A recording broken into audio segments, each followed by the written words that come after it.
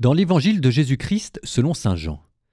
En ce temps-là, Marie-Madeleine se tenait près du tombeau, au dehors tout en pleurs, et en pleurant, elle se penche vers le tombeau.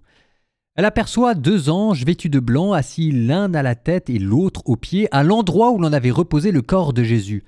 Ils lui demandent « Femme, pourquoi pleures-tu » Elle leur répond « On a enlevé mon Seigneur et je ne sais pas où on l'a déposé. » Ayant dit cela, elle se retourna et elle aperçoit Jésus qui se tenait là. Mais elle ne savait pas que c'était Jésus. Jésus lui dit « Femme, pourquoi pleures-tu? Qui cherches-tu » Le prenant pour le jardinier, elle lui répond « Si c'est toi qui l'as emporté, dis-moi où tu l'as déposé et moi j'irai le prendre. » Jésus lui dit alors « Marie ». S'étant retourné, elle lui dit en hébreu « Rabouni », c'est-à-dire maître. Jésus reprend « Ne me retiens pas, car je ne suis pas encore monté vers le Père. Va trouver mes frères pour leur dire que je monte vers mon Père et votre Père, vers mon Dieu et votre Dieu. » Marie-Madeleine s'en va donc annoncer aux disciples « J'ai vu le Seigneur ». Et elle raconta ce qu'il lui avait dit.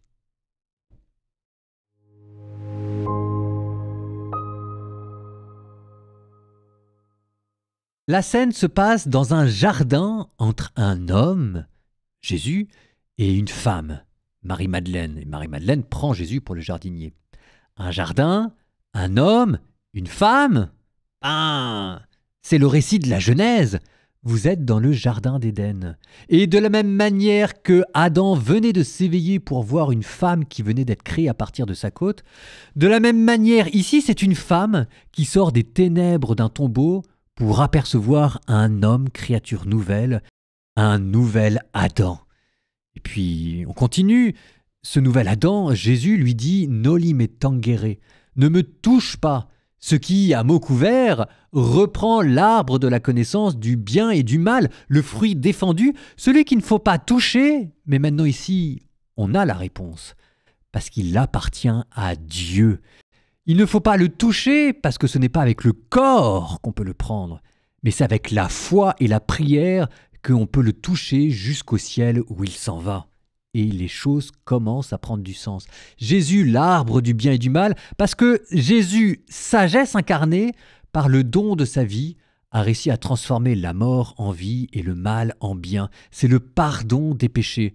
Mais il est en même temps non plus l'arbre de la connaissance du bien et du mal, mais en même temps l'arbre de la vie, celui de la résurrection. C'est tout ça, sauf qu'il nous manque un dernier protagoniste qui a disparu, le serpent. Mais il n'y a pas de serpent dans ce récit de la Genèse qui est rejoué parce que le mal vient d'être vaincu. Le diable a disparu. C'est le récit de la Genèse qui est rejoué, mais avec la tentation qui, elle, est déjouée. Ce n'est plus une création, c'est une recréation.